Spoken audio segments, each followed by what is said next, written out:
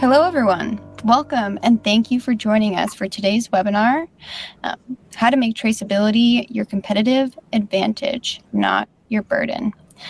My name is Megan, and I'll be the moderator today. And without further ado, I'm excited to introduce our main speakers today. Kaylee Crothers and Dan Pomerantz are solutions engineers with engineering and IT backgrounds, specifically in industries like consumer goods, medical devices, and across many other industries. They work with current and potential customers across these multiple industries, building the best solutions and applications to meet their operational goals. Hey, everybody. And for today's webinar, we will be focusing on the state of traceability in manufacturing, then working to make that shift to a strategic approach to traceability. And then lastly, how you can get started generating valuable traceability data. Thanks so much, Meg. Good morning, good afternoon, and good evening to everyone listening around the world. My name's Dan Pomerantz, and with Kaylee, we will be walking you through this presentation about traceability and how we can use traceability to make all of our shop floors more efficient and a better place for all involved. So first, we're going to talk a little bit about what is traceability and how it currently exists and is used and underused in the manufacturing industry. Our definition here really can cover a lot of different aspects of a manufacturing process, the materials used, the products that are created by manufacturing processes, from the minute that raw materials are entering your receiving dock all the way until they are put on the truck to be shipped to customers. It's really about understanding and tracking what occurred with specific information about who recorded information, what data points were captured, what materials were used, who was involved. All that historic data is a huge part of traceability. There's also the current state of what is happening right now. So around my plant, what materials are being used, what work orders are in progress, what machines are down. That can really constitute traceability. And we take that historical data, that current data, and we want to start to utilize and potentially predict and plan for our future-facing events and how we can think smarter over the next week, month, and year with all of this traceability data. So we want to start with a quick poll just to gauge the room and kind of confirm our state of the industry currently and how traceability is being used and why traceability data is being captured by your manufacturing facility or your shop floor. Kaylee, anything surprising here? Anything coming to mind based on these results? Yeah, I'm not sure if everyone's voted so far, but right now the majority is to maintain my own compliance at 26%. The second is improve quality control, and the third being to satisfy customer requirements. I think that's pretty in line with the theme that we have for this section, where compliance is kind of that key main reason why folks are maintaining traceability. Exactly. And I think all of us can relate and really understand that a lot of our traceability data is being captured and stored only to the point of being able to say that you have it and being able to prove to auditors or customers that we have the traceability data. But oftentimes it really stops there. So we see data from surveying executives that the number one thing that comes to mind with traceability is regulation, compliance. And we see that 23% of manufacturers are using software and starting to capture this data. But as many of you are reporting, and as we kind of see throughout the industry, it's still being captured in digital systems, which are really just filing cabinets. Even if they're digital, the data is there just for that, once in a blue moon where you need to go find it. Or they're being captured in these digital systems that essentially are just different data silos. So sure, it's digital, but none of your systems are talking to each other, and that investigation portion is still incredibly hard to do. And I think there's a ton of reasons why this is. We are going to break this down a little bit further, but it's no secret that digital transformation in the manufacturing space is difficult. It is lagging behind, and it sort of creates this compounding issue where digital transformation is hard. Therefore, I should only use traceability data when it's an absolute requirement for these compliance sort of checklists that we talk about. I think when you start to get into that headspace of it kind of is a little bit cyclical. You really just start to think about traceability as a chore. So just nothing more than something that has to be done. It's not really thought of as a strategic investment. Beyond just checking that box to satisfy those requirements, it just stops at data collection. The data is collected, it's maybe then communicated out, and whatever those means are, depending on your industry and what those regulations are. But there's no actionable insights driven off of that. Nothing of value in a way that is driving like process improvement, for example. And that really just continues to feed it that kind of thought process that it is a chore. Right. And I really see that bullet point, reactive instead of proactive. Like, you really start to feel this treadmill when you start thinking about traceability of just whatever's the next reaction, you hop on it. And then because there's low investment in the strategy surrounding traceability, every time that it comes up, it's a nightmare to quickly solve, and then something that nobody wants to continue to invest in. And what we end up seeing is really my favorite model for traceability today, this loop of low investment in digital systems which can enable traceability data to be stored and used. Because of that low investment, on this right side in blue, everyone tends to develop a sort of innate reason to not spend too much time working with this data, capturing more data, because it's difficult, and because oftentimes it's perhaps captured, but not captured in a valuable way. And there's no real reason to strive for that.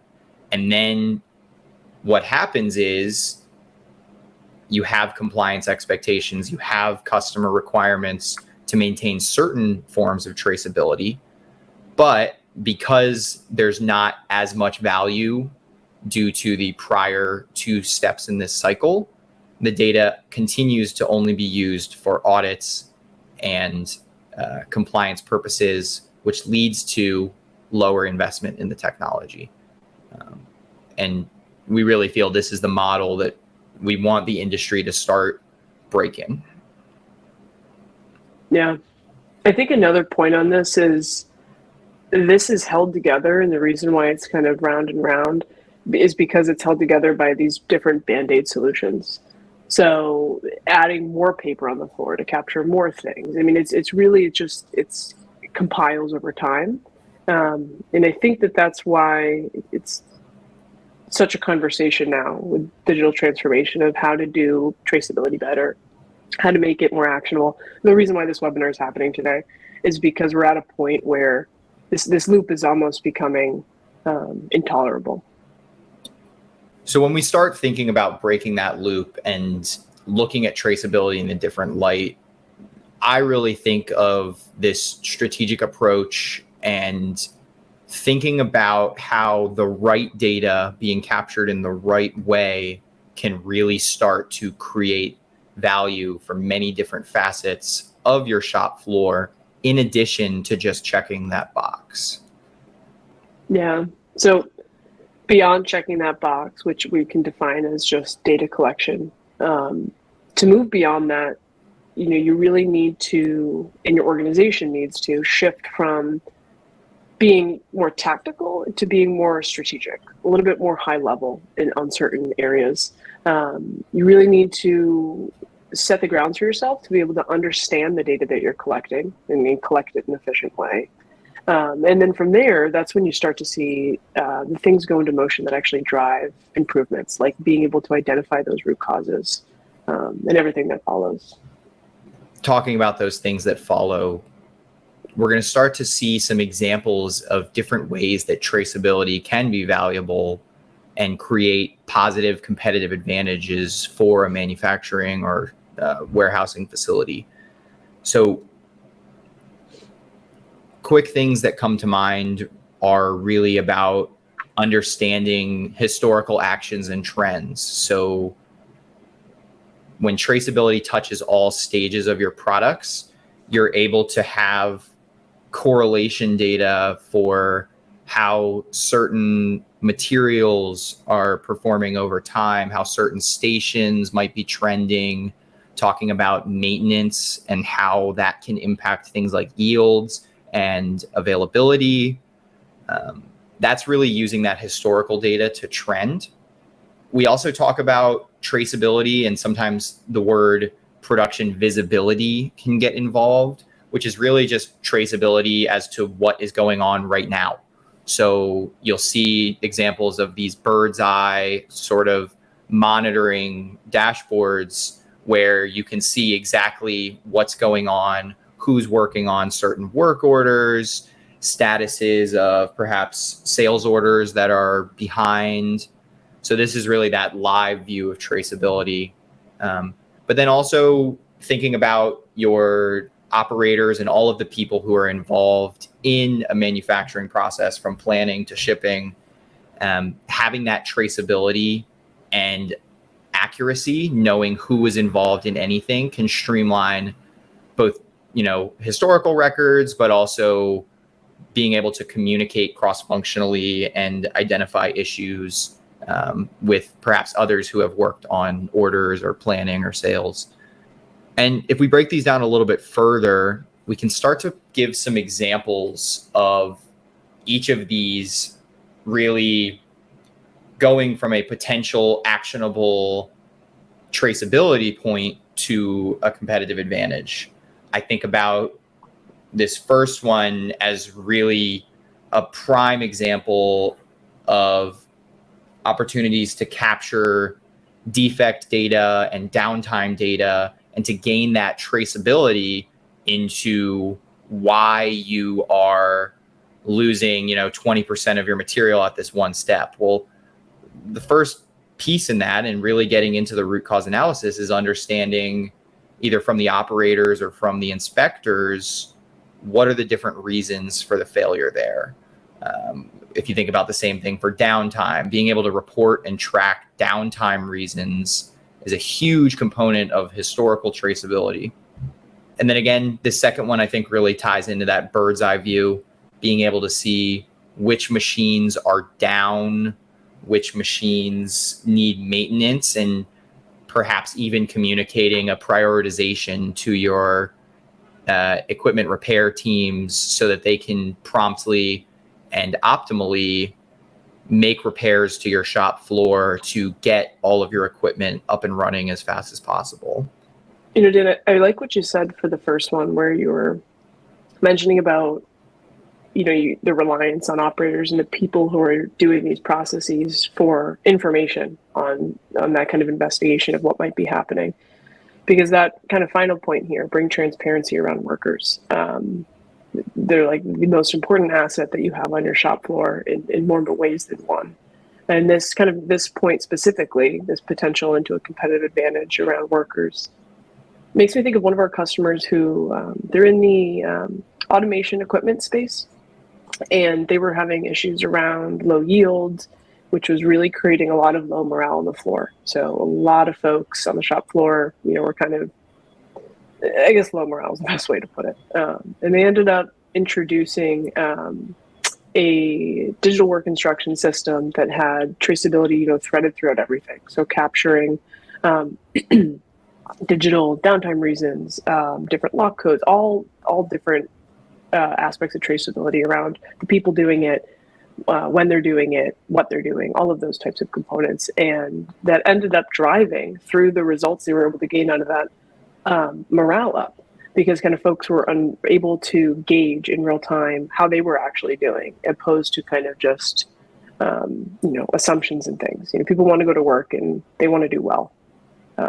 So I think that part can also be huge for the people on your floor. Yeah, and I think tying that together and really connecting to the next slide, a huge part of that operator experience is technology that really fits their job and matches their day-to-day experience. So when we start talking about breaking this self-feeding loop, you're going to hear me use the term flexible technology. Sometimes I'll go even further and say hyper custom technology. So solutions and in technology that can match the uniqueness of every operator's job, every process. We all know how different technology can be required for even two of the exact same manufacturing processes. There might have a different line or a different schedule. Different number of operators can all require different technology systems.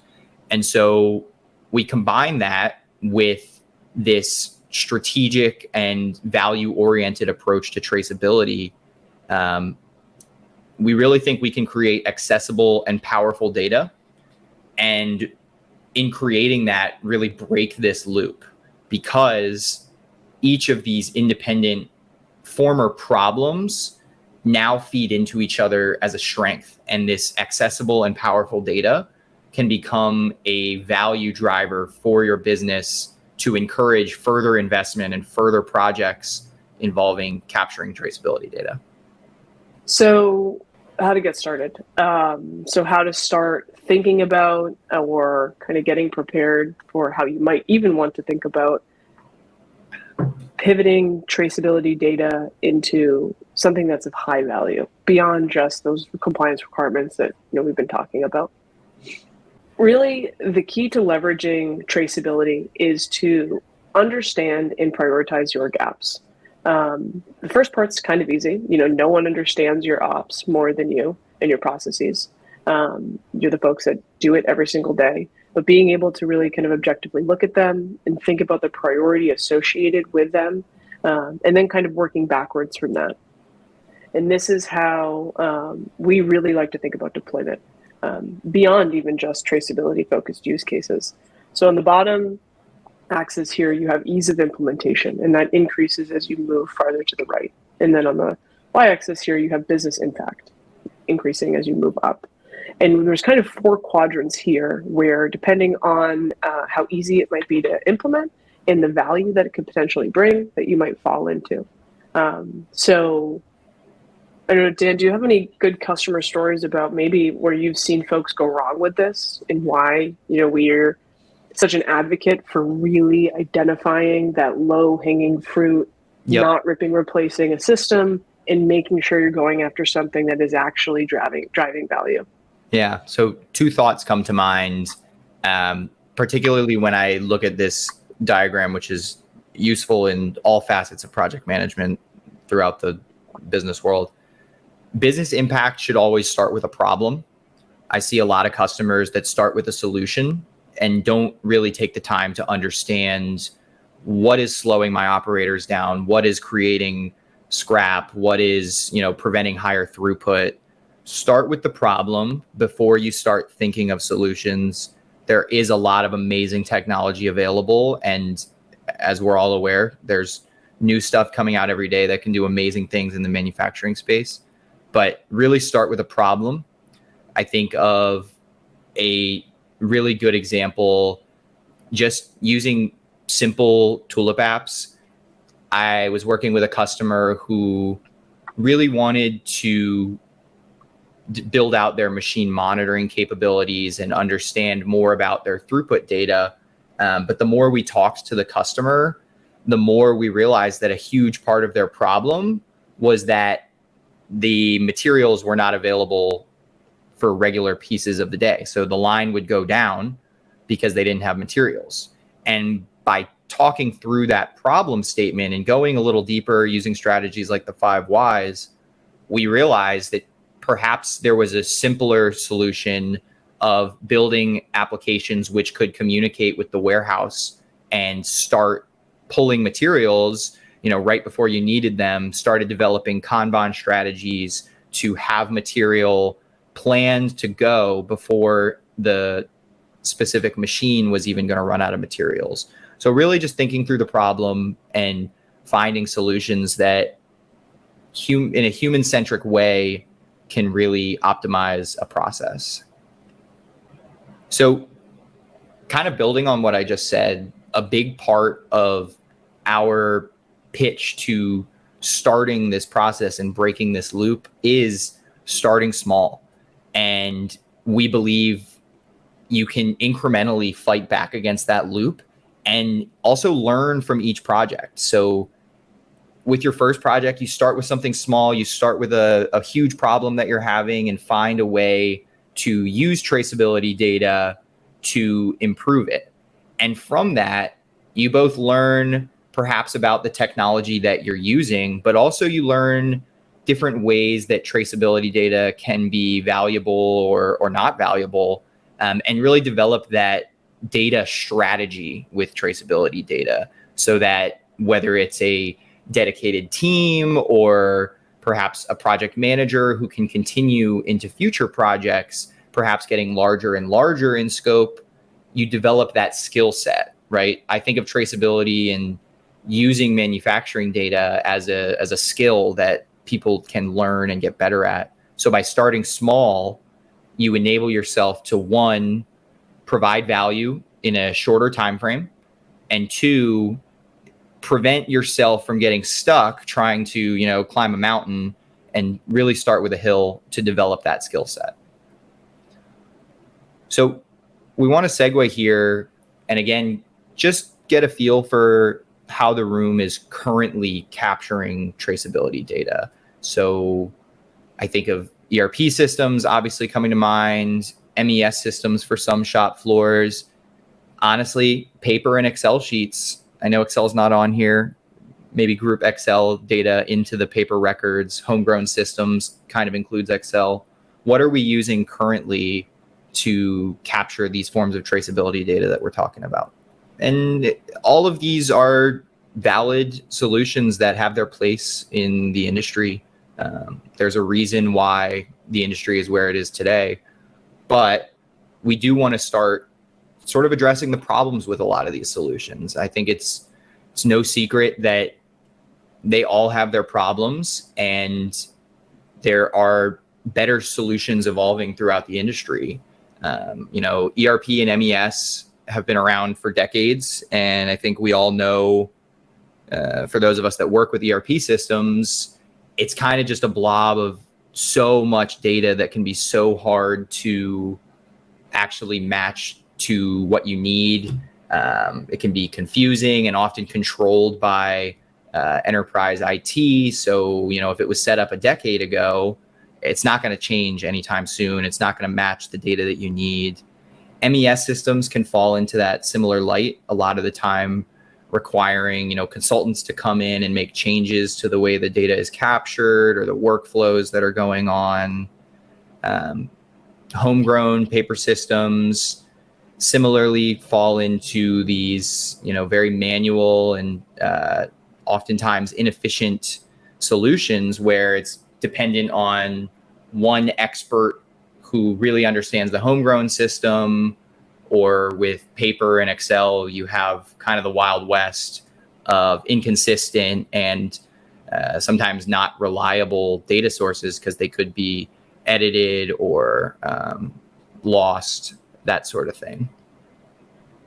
And I also think if you kind of take a look at the patterns in why each of these is a difficult answer, you start to realize that there's a lot of opportunity for traceability data that's not being captured because it's difficult and has one or more of these flaws. So there's a lot of data that's just not being captured. So Dan and I talk to customers every single day that have a variety of the different answers that were just options in the poll, and to different levels, solely paper-based or some kind of crazy amount of ERP customization or what have you. Regardless of kind of what that state is for you and your organization, we've kind of identified a few attributes of a platform that can kind of help you, whether you're transitioning from my traceability is all paper-based to, my traceability is in a system that my operators find unusable. So it's hard for them to interact with and get that data in there. There's just issues on the human interface portion of it. And those are kind of on the screen here. So first and foremost, getting something that you can implement fast. So especially for the folks that do have, an MES system, for example, if it is something more monolithic, you probably, and you have been through an implementation, this probably rings a little bit more true to you. But getting away from talking about timelines in years or year and a half and starting to transition more to months and getting more comfortable with the idea of having a tool where if you have an engineer who notices a problem, it's a traceability related adjustment that can be made to potentially aid in the investigation or what have you, being able to take something that is flexible and scalable and in real time deploy something. So again, that fast implementation that might drive that change in weeks. I mean, it's hugely different than the reality that the majority of the industry is living in. And then beyond being able to be implemented quickly, being super flexible, then of course it needs to be scalable, whether that's across the fact that you're kind of starting small with one thing and that's across your one shop floor, or that's on a global scale, regardless. But beyond those things, if you've been to any Tulip webinar, you know that we are constantly talking about the importance of the folks on your floor and how to be human-centric. So it needs to be a platform that empowers all different levels and also cross-functionally. So starting with the operators on the floor, the way that they are currently doing the data collection, improving that process. So process engineers, the way that they're able to drive insights and actually map attributes against each other that you're now starting to capture, start to identify patterns and trends. And then at a plant manager level, from high level conversations that are happening, actually having the data to back up intuition, for example. It's really important that all of those groups, and there's only 3 on this page, and there's a lot more in real life, but that all of those groups have something that is a true tool for them to use. Yeah, I really think of the term human-centric. We use it a lot to describe making the operator's job easier for capturing this data. But as we're all aware, there's a lot of data out there that is not human-centric. So with these flexible, hyper-custom systems, we're able to start developing data models and data structures that match your process. I'm sure all of us have been in a scenario where we have a product line that has a parent lot, and that gets split into 5 lots. And sometimes it splits into 2 separate components. All these, if, but edge cases can be very complex to model in other systems. But when you have a flexible and agile development system, you can really start to match and generate data that is human-centric in addition to just the process. So, Kaylee, you want to talk a little bit about our operations platform? Yeah, for sure. So just kind of a quick high-level overview in case you haven't kind of stumbled through our website or anything. We're a no-code application building platform. So the way that we think about traceability is building out different applications that require kind of a mixture of Excel and PowerPoint skills that can be whatever they need to be. And that is an intentionally vague sentence. Meaning wherever you kind of identify, you think back to that matrix, that top right corner, that low-hanging fruit, easy to implement, high business impact, whatever that is for you, you can build an application that is directly pointed towards that, supports that, and captures data in a way you want to capture data for that. So creating kind of your own business model. There's some kind of product screenshots here on the slide where you can kind of see some of what Tulip actually looks like.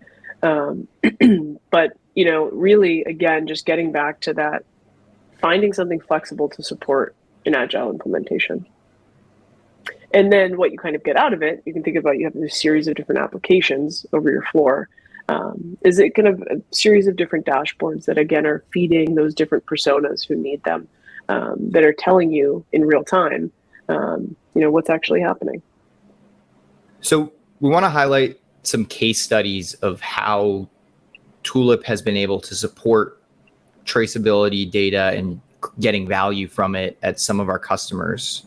So first, highlighting a really successful project and suite of apps that's deployed at Dentsply, one of our customers here in Massachusetts in the sort of med device space. They were having issues with the number of different combinations that could be in their products. And it took a long time to teach operators how to understand different workflows and different requirements for these almost infinite possible SKUs. So what they were able to do is start using traceability data to understand what pieces of their manufacturing process were creating challenges and confusion for their operators. So again, not always focusing on speeding up throughput, but oftentimes a much more valuable approach is minimizing rework, preventing those defects from being a complete waste of time. So in doing that, you're able to overall increase your throughput, reduce the requirement of, training operators for months before they're allowed to work on their own. All the while also continuing to get up that data. Because once you've set up the system, it's going to continue to come in. So you might fix your original problem, but all that good data is going to keep coming in as long as it's still being used. And there's a lot more analysis that can be done down the road. Here's a kind of similar use case in the sense of it was all focused around, again, getting good data. So this case study is on Formlabs, which is a company that makes 3D printers, and they have a print farm, which has about 60 printers, I believe, and they were pumping out about 10,000 sample parts per month in this print farm. Everything they were doing was solely paper and pen based. So all of their operators were tracking everything from, what's running, whatever, machine, inspections, all on paper. And they were seeing a lot of issues from that. So low yields, just not a good understanding of what potential root causes might be. Is this operator related? Is this printer related? Not having a good understanding of utilization of these printers. And they were able to implement some IoT actually enabled Tulip apps for their operators to use, help guide them, and also kind of serve as that data collection point throughout the whole time. So it's no longer a mystery. Oh, this part that has this particular defect came off this particular printer. That's now we have that data, and we can see if that ever becomes a trend, and kind of go from there. So in both of these cases and throughout Kaylee and I's day-to-day work, we are constantly striving to combine Tulip's flexible technology along with our, deep understanding of how valuable data can be. And when you take a strategic approach to capturing and using data, the problem solving and the value generation can be quite limitless.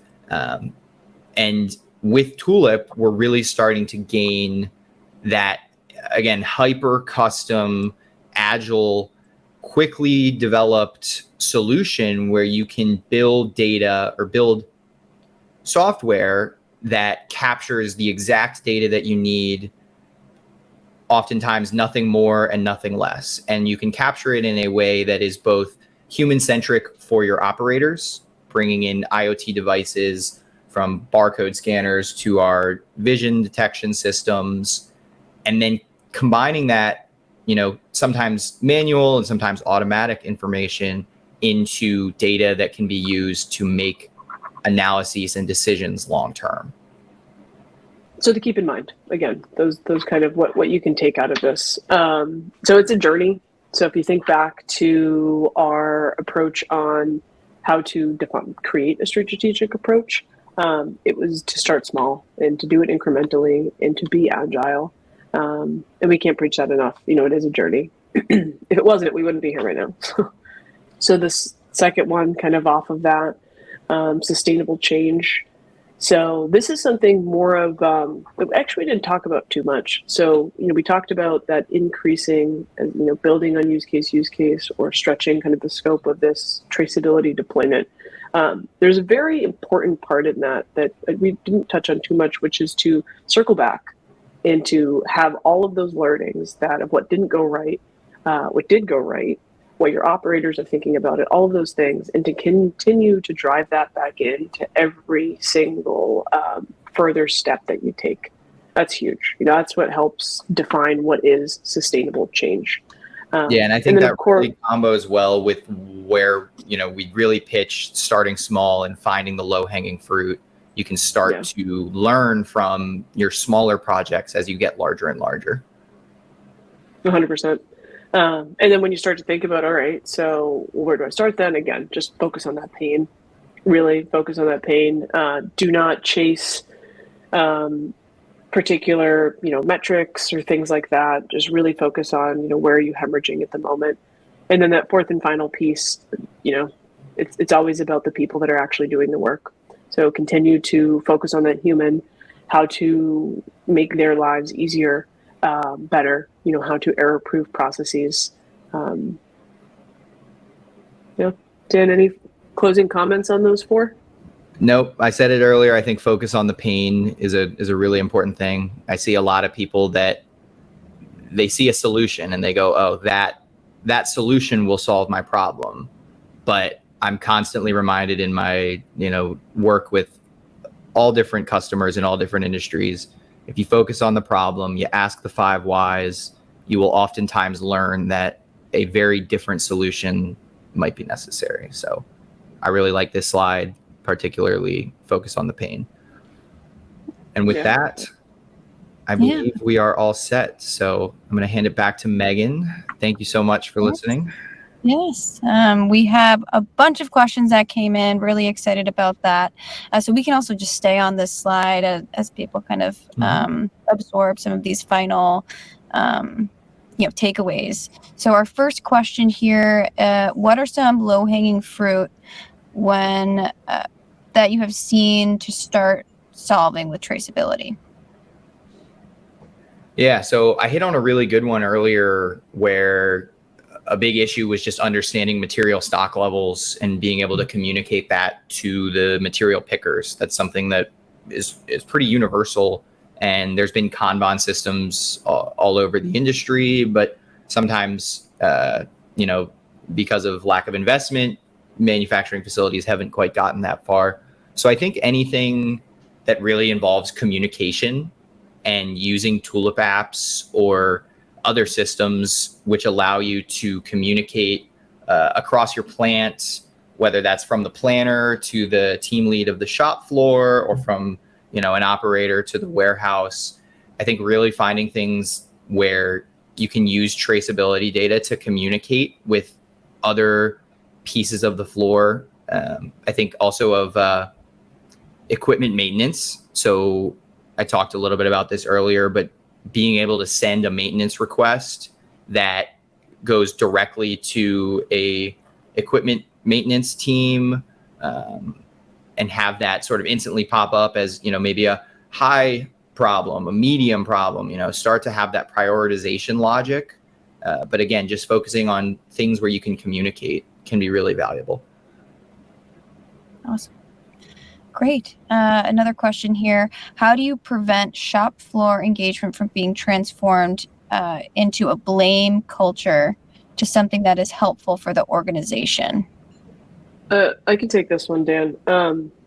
So that the bottom right there, human at the center, I think you lead with that. Like you lead with, from the jump, keeping the folks on your shop floor, the ones who are using this system of engagement, involved in the process, in making it very clear why you're doing this, why you're capturing data, why it's relevant to know who's actually doing these inspections and who are running these parts.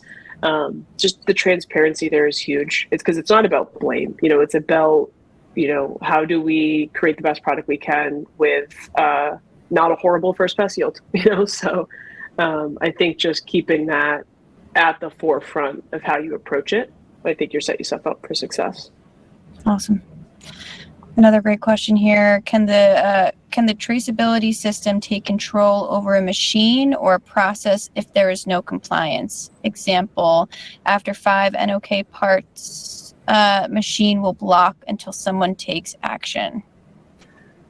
I think this is getting into a very detailed, technical question, but if I can attempt to understand what you're asking, I'm imagining a sort of Tulip app that sits next to your machine, and it's integrated either OPC UA or MQTT or analog sensors, detecting how well that machine is producing. And in your example, if the Tulip app, which is following along to the streamed data's production, senses 5 errors in a row, then a message can appear on the screen. So the nearby operator, they might hear a sound, they might get a message that says, 5 errors in a row, what should we do? And that's a sort of open-ended way for the operator to decide what to do. I think building systems that have that sort of open-ended response can be valuable. Or in other more specific scenarios, maybe you want to shut down the machine. So Tulip senses that, sends a command either to another piece of software or right back to that same PLC and says, this one needs to go down. I'm going to send an email, send out a Teams message and say, FYI, 5 errors in a row. We got to shut this puppy down. I think both of those are options, and it all comes down to how you want to architect that unique problem, right? You might have different solutions depending on what the actual problem is. And that's why, back to that, when we were talking about breaking the loop, flexible technology, that's why it's so important, because that might be relevant for that machine in that area, but you might have other areas of your operation where you would want to tackle that path totally differently. Thank you both. Another question. How do you justify to C-suite to use a new system compared to modifying existing tools? This is, I think, a hard question because it's so dependent on what those existing tools are, how much investment has gone into them in the past, where they're at with them. But again, back to how we think about implementation, it's a small time investment for that first step to drive value. So, we're never, in the attempting to do any kind of rip and replace. So I really think by leading with kind of a small engagement where it's a small time investment, that kind of speaks for itself in so many ways. Yeah, I think it all comes back to the incremental approach, and a very low cost investment can go a long way in both creating value in a short period of time, but also developing the skill set to recognize, okay, what is a next easy step, right? You learn more about the tools, you learn more about the process, you develop that skill set of identifying the next shortest putt, the next lowest hanging fruit. Awesome. Another question here. How do you avoid scope creep with the agile methodology? Totally. Yeah, this is something I deal with a lot in my, there are some projects where I'm working with really creative and powerful app builders that want to do everything under the sun because they learn that they can. And a constant reminder that I have to make myself is the value of simplicity. Going back to what I've harped on too many times already is don't deviate from the core problem. Focus on solving that problem. I think Einstein said, make it as simple as possible and not one drop, more complex. Simplicity is a repeating theme in my mind as I've gotten more and more comfortable at developing these types of solutions, and communicating that, right? The same thing that I just said should be a big part of your team's strategy. Right? It shouldn't just be one person constantly reminding everyone about complexity. It needs to be a culture that understands, focus on the problem, find a simple solution. If there is something that we think we need, but we're not sure, and it's going to be really hard, I use the parking lot all the time. I say, let's put it in the parking lot. we'll talk about it in 2 months. If it's still a problem, let's do it. Start with what is the main problem. Start simple. Use the parking lot. I think you'll have a lot of success. Awesome. Great. This question got a few upvotes. How do you integrate traceability in a project-based manufacturing environment where you are rarely producing the same product again? So this is, again, a hard one to answer, because traceability for what purpose? If you're doing this for that just compliance data collection checkpoint that we talked about at the beginning, and I think that's a little bit, just is what it is. You just got to collect the things. I'm curious of how, when you say like for project-based manufacturing, again, just like what Dan said, that I immediately go to, we'll focus on the problem. So what are some of the problems that are happening during it? And if you have a tool that you can develop on fast, is quick to implement, then even though it's project-based, whatever, you can, pivot quickly and start to kind of implement those checkpoints or data collection pieces.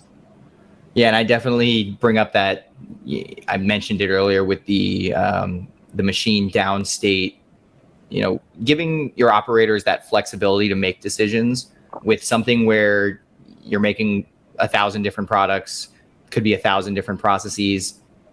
At the end of the day, you have to sort of trust your operators to know what to do next, to know when to raise an exception or a comment and start to document deviations like that. But outside of those deviations, perhaps a process that really puts a lot of faith in them to make the right decisions and manufacture appropriately. Awesome. Great. We have time for a few more questions. I believe this question may be about about Tulip. How is the connection between the PLC or process and the database? That's, I guess, very high level. I could go over sort of the way Tulip connects with PLC systems. So Tulip in itself as a platform has a database that can be built in infinite possible ways. And Tulip can use either machine connectivity or HTTP and SQL connectors to grab data or receive data from things like PLCs or middleware systems, Kepware servers, and arrange that with other data. So oftentimes the value of Tulip is not just that it's capturing, whatever the PLC is giving it.